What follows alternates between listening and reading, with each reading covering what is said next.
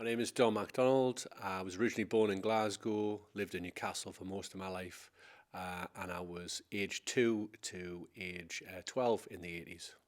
Like hobbies you were up to in the 80s? Obviously, I was a child, growing up into a kind of pre-teen. So, like most boys, I had like obsessions.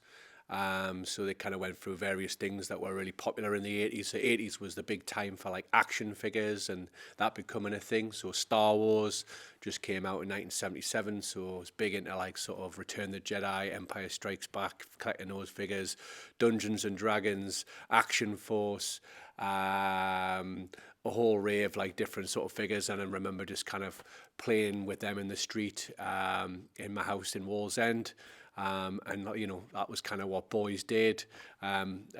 Bikes would be another obsession. Constantly, we lived in Wallsend. Was various parks nearby. So Wallsend's kind of great for having a dean, having a park, having a valley, and these are all places that you could go on a mission with and kind of outfill the watchful gaze of your parents.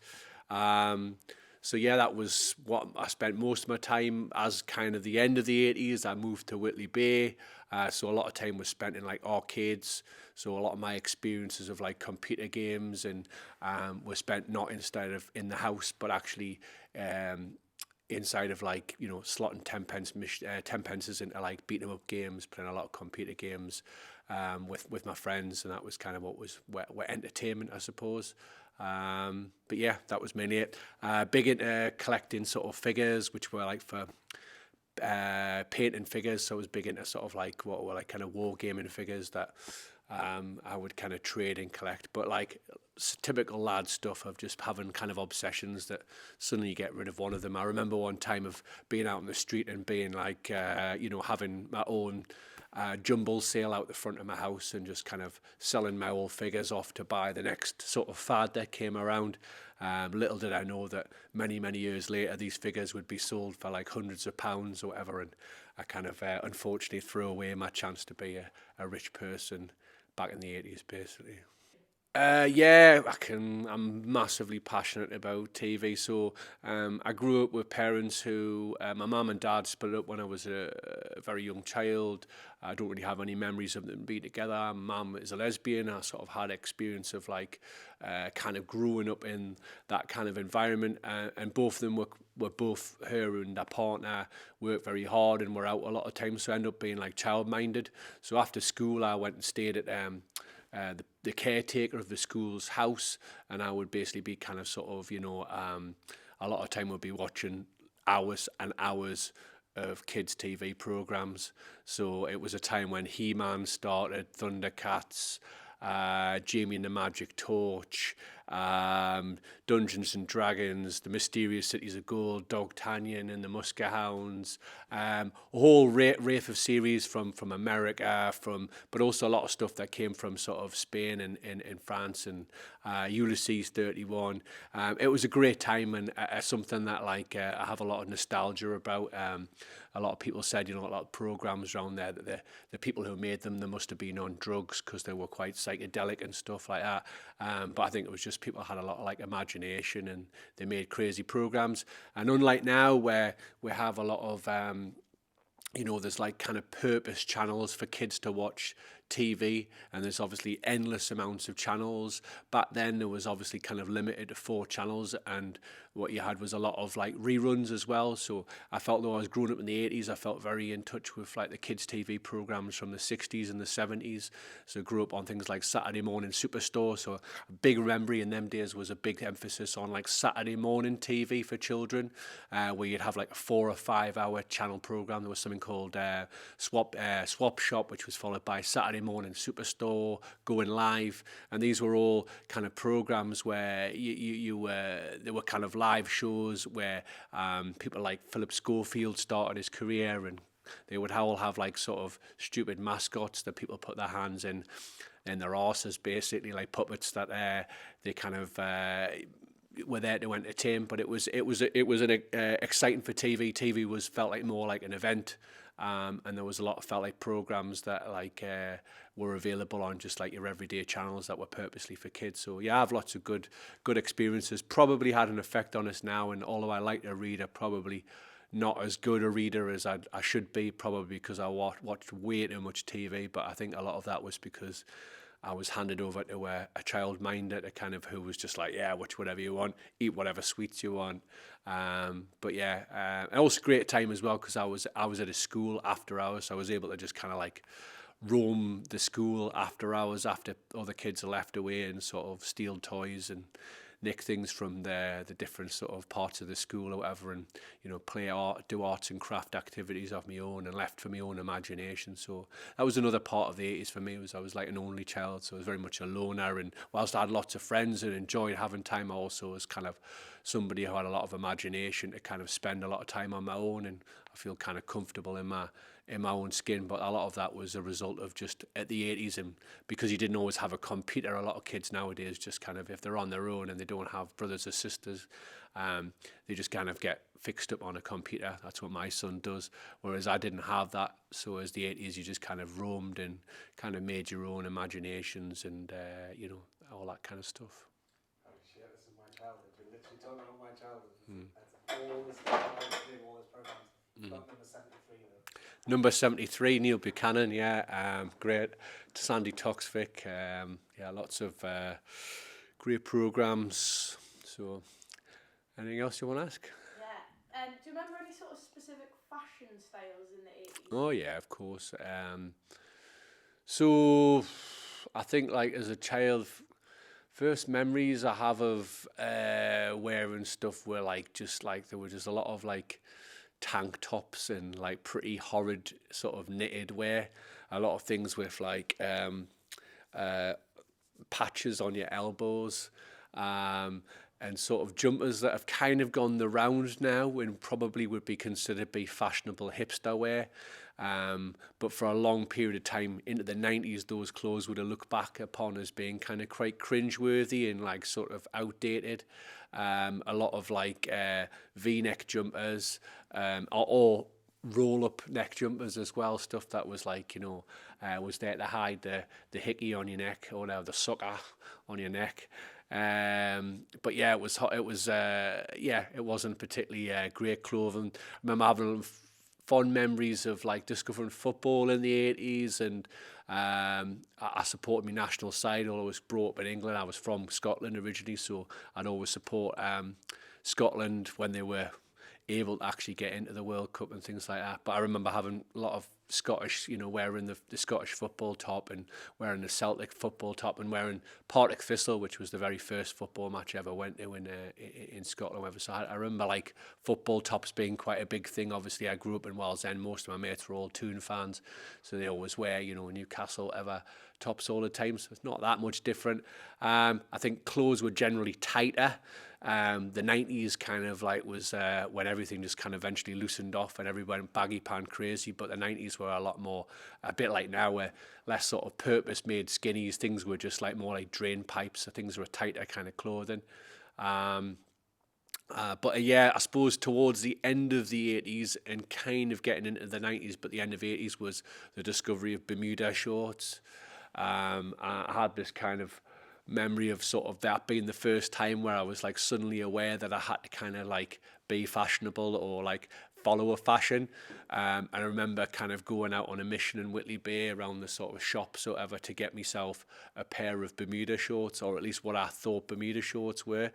And actually bought a pair of cycling shorts, which were more kind of what lasses wore, whereas like Bermuda shorts were more like lads. And it was, the lads ones in the 80s were all like, the shapes of like fruit, pineapples and grapefruits, like on these like really garish UV sort of shorts, and like cycling shorts were more just kind of lycra with the sort of like the stripe down the side of it, but worn not for cycling but as a kind of fashionable thing.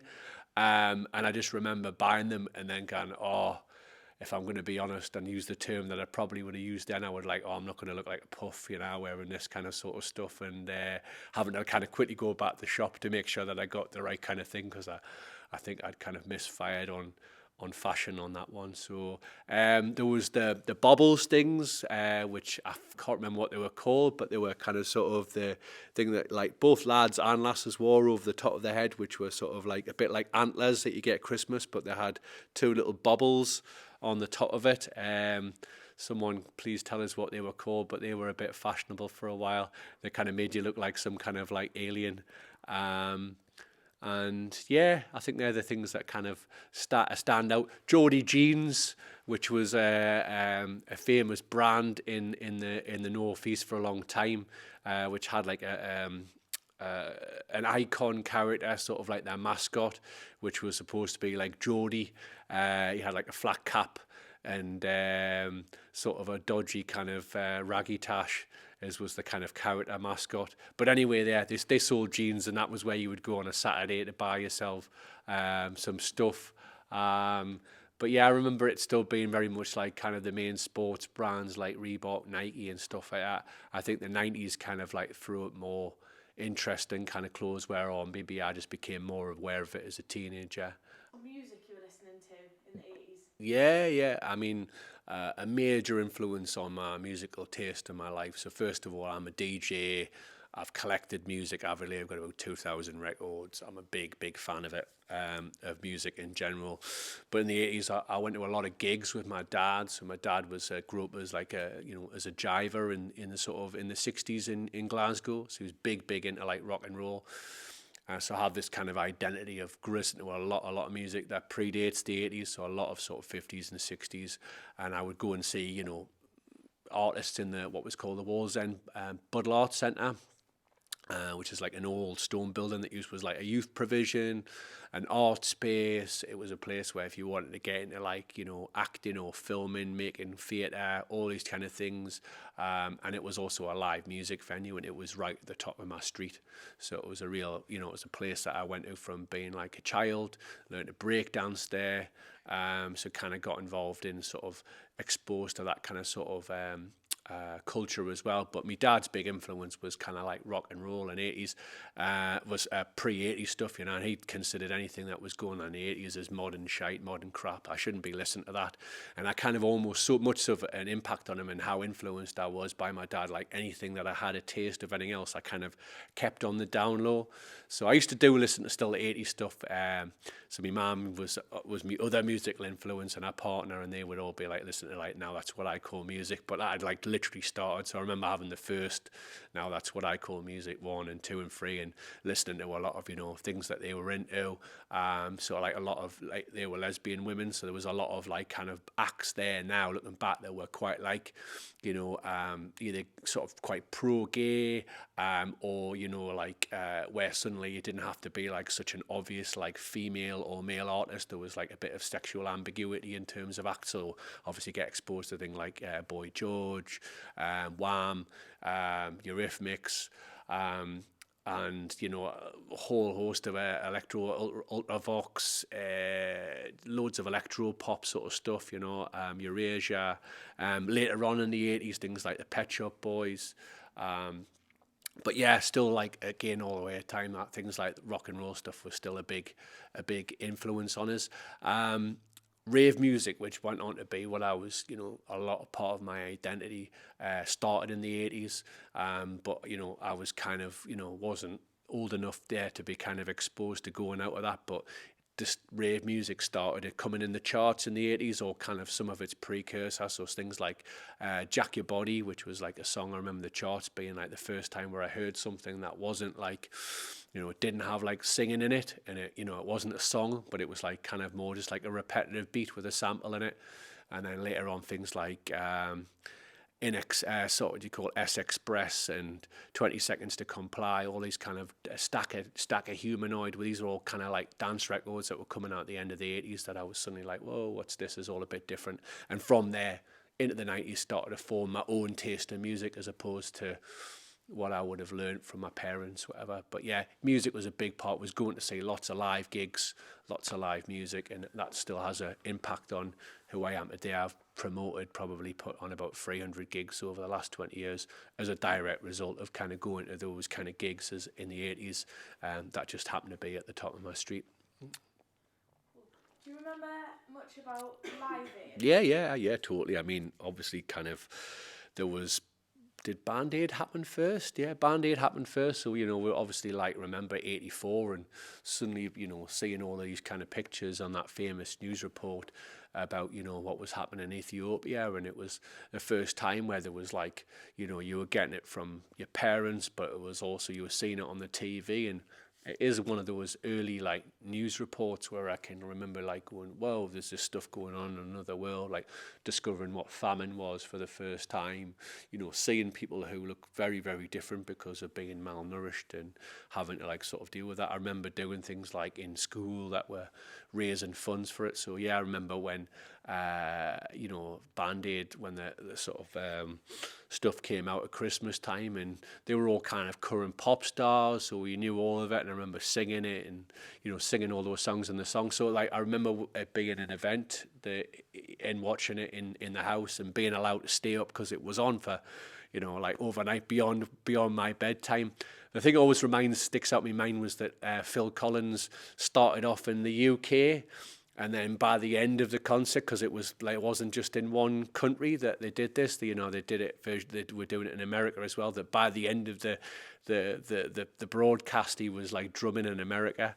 So yeah, I think that's a kind of small detail that sticks out in my mind of her. But yeah, I just remember, and it was the start of a lot of that kind of culture of like, then came Comic Relief and a lot of things about where there was a telethon or a live event where the emphasis was on the general public, to try and raise money. Whereas I think nowadays there's a lot of apathy because a lot of people have found out about scandals. People like Bob Geldof's like career has been kind of tarnished, that he's probably not always the most pleasant person, or he's maybe got like a bit of an holier thou agenda. And I think people are a little bit more hesitant to kind of give to charity in the way they're there. But that was like, it seemed like a brand new thing, using television and the public appeal to kind of either use comedy or music to kind of draw people into like a common cause. And you did all feel like it because it was what you were discussing at school, and what you were chatting about was about like how you'd like help to raise money for charity. So can you tell us what kind of house you were living in and who you were living with? Yeah, so I had like a sort of split up childhood. So I lived in a terrace house in Wallsend, but it was quite an alright street for the area. There was I'd say the area was kind of like more like upper working class, lower middle class sort of area in Wallsend. And it was a community where a lot of kids on the street played with each other and also went to the local schools that were within walking distance. So you kind of knew each other, not just from the street, but also from going to school. That it was a very Catholic area, so a lot of us went to St. Columba's, which was a school in Wallsend, and also went to the church nearby. So I was growing up with lesbian parents, and that was kind of like, maybe I didn't pick up on at the time, but it was definitely something that because of that close-knit kind of community that they were aware of, that they definitely encountered in terms of like vague hostility or low-level prejudice. And like, they carried on going to church, and one of my first memories of ever questioning whether or not there was a God was my mum having an argument with a very heated argument, like with a village priest, or the Wallsend sort of priest, about whether or not why women couldn't be priests, and he, something that he staunchly was against. But yeah, it was a very quite a tight-knit community. A lot of people knew each other's business and stuff like that. Up the street was a guy who would go on to be my deputy head in my high school. It was also the street that Sting grew up on as well, obviously after he'd left and departed there. But my headmaster my deputy head guy up the street used to always regale us about how he was one of the few people who got invited to a Sting-only, like friends-only concert that would happen in the Buddle Arts Centre, which was just up the road. So yeah, that was that. And then my dad, who started off in life as a peasant, like he was like lived in Isle of Lewis. Sorry about that, you just peeked out a little bit there. Start again with my dad, please. I said my dad started off in life as a peasant, so effectively he grew up in World War II London, and then his parents split up and he moved to be looked after by his aunt in the Isle of Lewis, off the west coast of Scotland in the Hebrides, and up until the 60s they didn't have electricity, so he like really has had a massive change in his life. So when him and my mother split up, they were in Glasgow at the time, he came down to Newcastle to continue to have play a part in my life, and he lived in Fordham / North Kenton. And North Kenton in that time was a really, really run-down, deprived community. I mean, it's still not great now, but then it was like serious poverty, and it was a kind of place, and not exaggerating, where on at least on one occasion we heard gunshots. You know, it was there was, you know, house used to live in. There's a kind of tenure of houses. They don't have many of them left now.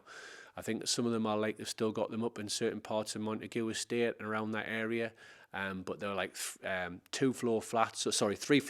They've got a ground floor and then 2 floors above them, and the downstairs have got a really like open access bin chute. So people used to always set the bins on fire, which used to kind of create fire problems upstairs. And the houses regularly got broken into because people would just throw stones off the roof to see people in. So I remember I had my dad's house getting broken into quite a few times, and he was very kind of nervous about that. But it was a place that he, you know, I went back there, and I can remember kind of being a kind of place where there was various initiatives to kind of try and regenerate the area. So I remember there being a park that was like an absolute shithole when we used to go there, but there was obviously money thrown at it because it was kind of realised that it was an area that needs support. So I remember then suddenly having this amazing adventure playground and having like loads of cool things to do, but within a matter of years it was already kind of vandalised and destroyed, and it kind of sort of run down quite quickly. So yeah, they were the kind of main two experiences. At the end of the 80s, I moved to Whitley Bay, and that was kind of a more middle class area. I wouldn't say where we necessarily lived, whatever, but it was a lot of sort of like slower pace of life, and that was a terrace house as well. But yeah, a lot of burglaries, a lot of people stealing off each other, and I think it was generally felt like the 80s. There was a lot of people who, you know, a lot more imbalance. So it was people doing a lot more stealing on their own and burgling people on their own estate and stuff like that. It was like less chance of you getting caught as well. So. Do you have any sort of memories of the Right to Buy scheme with council houses? I have to be honest that like the stuff around that I'm aware of is because, you know, I'm kind of someone who's politically interested in the world that we live in, and I'm very aware of that scheme and what impact that it's had on housing and the housing crisis that we now have at the moment in time. But I have to be honest that in the 80s I wasn't necessarily kind of aware or, you know, kind of mature enough to kind of understand the finer parts of that. I do remember there being people who were friends of mine who quite clearly lived in very, very different kind of housing circumstances to mine. And I can remember, you know, particularly when I went to high school, and living in sort of the North Shields area, of having friends who were like lived in areas that were a lot more impoverished than mine, and suddenly like being aware of that didn't make any difference. I thought like school allowed us to kind of meet people from all different kind of like walks of life, and I never felt that judgment. But I remember, obviously it was just in 1990 when the Meadowell riots happened, but I went to a school which was on the border of sort of Norham High School would have been the closest school for those living in Meadowell. Ours was the second closest, or John Spence maybe then. Ours was St Thomas More. So I remember having young people in our class who were living in that and experiencing that, and then coming in every day and saying, this is what I'm experiencing in terms of it. And I knew a lot of that was kind of problems to do with like crime and housing. So I was aware, at least then, in terms of there being people whose housing situation was very, very different ours, without necessarily being aware that some people had been allowed to kind of buy their own houses that were council properties. So what do you, sorry, maybe that's the right thing to do. He's saying he Knows about it now. So, that's fine, it's just my opinion. yeah. So what's your opinion now? Well, I mean, they only have to look at the reality is what is it, some ridiculous 70-80% or something of all houses that were bought in the right to buy scheme have now owned by private landlords. We're in a situation where there's very rarely any new social housing built all the time at any one time. We have lots and lots of developments within the student property market. We have lots of houses which are being bought by Russian oligarchs, by Chinese middle class, by people having second or third homes, whilst the reality is there's people who are homeless, who haven't got access to housing. And a big problem of that is that there are lots and lots of properties, but the price of those properties have gone up. So in terms of the rental market, it's really expensive, and people are getting denied council housing, tenancies, whatever, if they've got like small glitches on their record. It's just it's more difficult. But a lot of it stems from this idea that once upon a time there was state obligation to provide cheap and affordable property that was part of the sort of the contract between the citizen and the state. And what Thatcher did was, in the interest of like private property, she kind of eroded that, got rid of it, and said you can buy your own house. And whilst it sounds like a great idea, why shouldn't people like be allowed to own something, like in those who were able to and financially could afford their own tenancies, their own like mortgages? It became over time that the people who had money made money off those properties, sold them on as property prices escalated and people made more money on the sale of the houses than they probably earned in their entire career. They got rich, and then the poor people who needed those housing could no longer get them. So then you've got like housing associations entered the market, and again those housing associations can sometimes have quite rigorous policies about who they will and they won't let in. Plus they're also kind of public-private initiatives, so whilst they've got a social responsibility to provide affordable housing, they're also got to make a profit as well, and there's often like a kind of at odds sort of role there played by some of these organisations. And also a lot of these, just like any market, a lot of these housing associations, whilst there was quite a lot of them, say 15, 20 years ago when I was working as a housing support worker, there's very few of them. They've all been eaten up, and with what we've got now is like a monopoly of like public privately owned housing associations, like the Home Group being one of the biggest ones. So unfortunately, small people who have the least have the most to lose, and housing lists are very long. So no, I don't think it's a good idea. Thatcher totally screwed the working class by doing that. Why?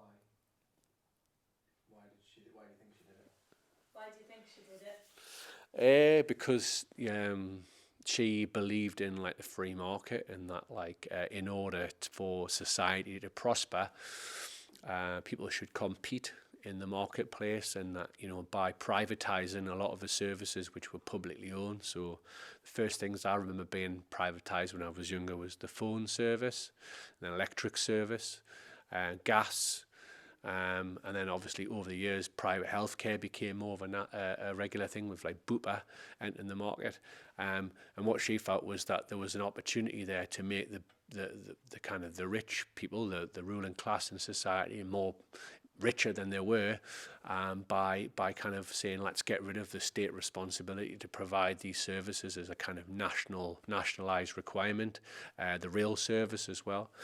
And she did it probably because in her mind she thought that like making people rich and a percentage of the population being allowed to become and prosper, who wanted to prosper, was more important than providing a kind of universal service to all citizens. And unfortunately that resulted in lots of people becoming unemployed, because what they did was they closed a lot of services down in order to make them profitable, and they got rid of like national industries, which resulted in a lot of job losses, and things became competitive and not everybody could afford some of the kind of new service, whatever. So yeah, she was interested in greed and smashing the trade union movement as well, which was in the 70s we saw like real like workers' power, where people were able to like for instance, if they were unhappy, if their employer was saying, all right, we want you to all work a 40-hour week, or we're going to get rid of we're going to reduce pay or whatever, the union would go out and strike, and often the union would win because it had a lot of power. And what she did was she was, knew that capitalism, in order for it to succeed, like Ronald Reagan, our American counterpart, she needed to smash that system altogether. So what she did was she went straight for the organisations that were going to prevent her from privatising those things. So she went after the gas board, she went after the coal miners union, she went after the NUT, the teachers union, and tried to smash these people who would prevent her from. You said you know about the shipyard. Yeah. Not had that off many people. Yeah. So, what's your sort of memories of like the shipyard closures and things like that in the 80s? So I grew up in Wallsend, and obviously one of the biggest employers for like workers in Wallsend was Swan Hunter, which had been a shipbuilding yard for the majority of the 20th century. My mother's partner at the time, her dad, was had worked there for a vast majority of his life. He'd once been the mayor of Wallsend. He was a trade unionist and was heavily involved in the shipyards, and was an active member of the Labour Party, which at that time was kind of a lot more kind of left wing than it sort of it was in the time that came after it, I suppose. So I mean, my memories of it was just like him feeling defeated. So it was just lots of like, time after time we'd hear about another part of the organisation closing down, and there was contracts for, the orders of ships were moved to elsewhere in other parts of the world. And as a result of it, I just remember him like feeling, quite demoralised and kind of broken down from what was going on there. I was aware of at the same time that there was other like trade union battles going on. So we obviously saw people like Arthur Scargill representing the sort of the miners on television. So I have a lot of memories of like, there being kind of conflict, and that there being that, they would show you photographs on TV of like people picketing and wearing sort of like big sort of duffel jackets and like high vis coats and stuff like that, and going out on strike. And the parallel that I had mainly was in my family, like my mum and my mum's partner were both teachers. So my first memory of going on a protest was going on like an NUT, National Union of Teachers March, and that was to do with like sort of cutbacks that were happening in education, again, all kind of coming from sort of Thatcher. So I remember Thatcher just generally being like a dirty word. It was like the slur, and everybody was against her because they could see that it was affecting lots and lots of different people's jobs. My memory is just sort of like being a child and being dragged along to mainly teachers' demonstrations. So.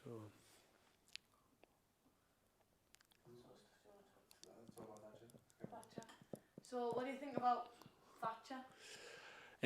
I think she's probably the person who's had the most of any individual in political history in near history. In England anyway, probably beyond Churchill, really has had the biggest impact on like the life of on what's come after it. So generations that came after it, who will never know her and what it was like for her to be in power, are now being impacted by decisions that she made, because she made a total change in the social contract between sort of the citizen and the people in charge, really. And the biggest one for that is, for instance, if you were a young person leaving school age 16 up until kind of the middle of the 80s, really, it didn't matter if you didn't have any qualifications or if you didn't have any, you probably would still get a job. And as someone who's worked, myself and somebody who's worked alongside young people, particularly young people who are interested in doing things like the manual trades, doing apprenticeships and stuff like that, now it's so difficult to get a job and get your foot in the door. And there's, lots and lots of people go for like apprenticeships, but there's only a small percentage of them that happen. And a lot of people who get apprenticeships nowadays, it's because they've got a family friend or there's somebody they know who takes them on as an apprentice.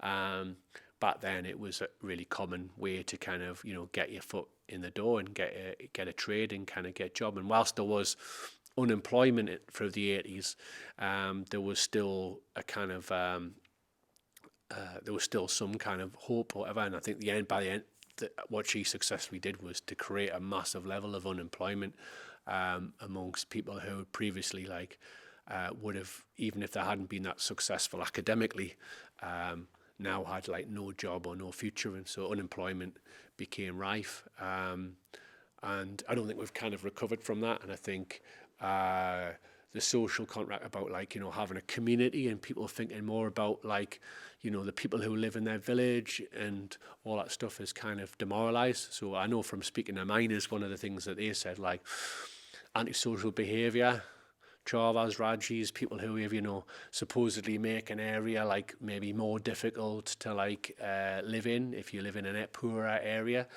That if you lived in times where there was a trade union in that area and people worked down, if some young lad or was acting out of odd, whoever, they just get a clip round the ear, or they would be expected to probably have to deal with the elders in the village, and it would be done in a way whereby because they would be kind of almost humiliated and brought into line. So nowadays there's kind of a real challenge between the kind of older generation and young people, and some of that's just because of inequality towards young people, but some of it kind of comes from the fact that there was less of a community to kind of maybe lay police, and it's not just down to the parents' responsibility, but the whole of community kind of brought into line any kind of bad behaviour and stuff like that, which would have been happening in a community where there was trade unions, which we don't have now. Miners' strike. So what do you think about the miners' strike? I mean, it's disappointing, I suppose. I mean, the lesson learned from it was there was lots and lots of different workers, not just miners. At that time, there was steel workers, ship workers. There was teachers. There was a whole raft of working class people across the board who were unhappy with the Thatcher and what our government represented, and had they bandied together and kind of gone and tried to call for a national strike, they might have won it. But unfortunately, it was pushed for that. That the miners' strike should just be its own thing. And what people didn't realise then was that they were the last bastions. They were the last people to kind of stand up and fight on a mass scale, and go for long periods of time without food and without jobs, and people having to create a miners' fund where people would chip in money just to kind of to keep and support them going.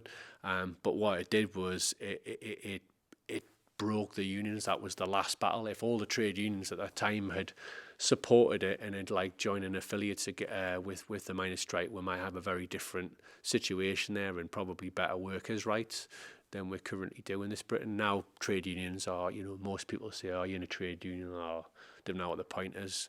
Some people will never join a trade union because of, they don't really think. And one of the big things that Thatcher did was she got rid of a lot of what a trade union can actually do. So you can't cross-picket. So, for instance, if there's a demonstration going on against workers' conditions in another factory, but they work in a different company from you, you can't go and join in their picket. Because they got rid of the laws that prevent you from doing that.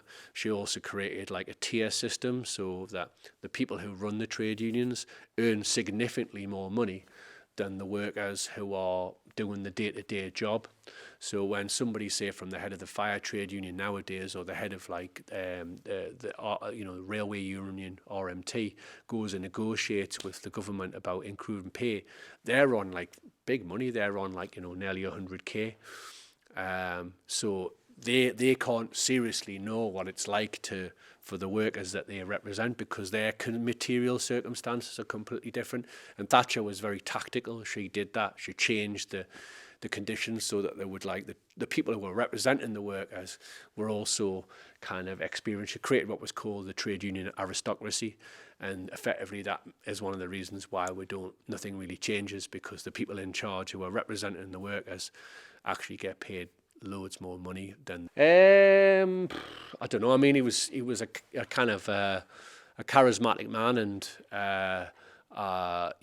he fought long and hard. But I think he was stupid and short-sighted by not trying to create more links with the other trade unions whose struggle was the same as his.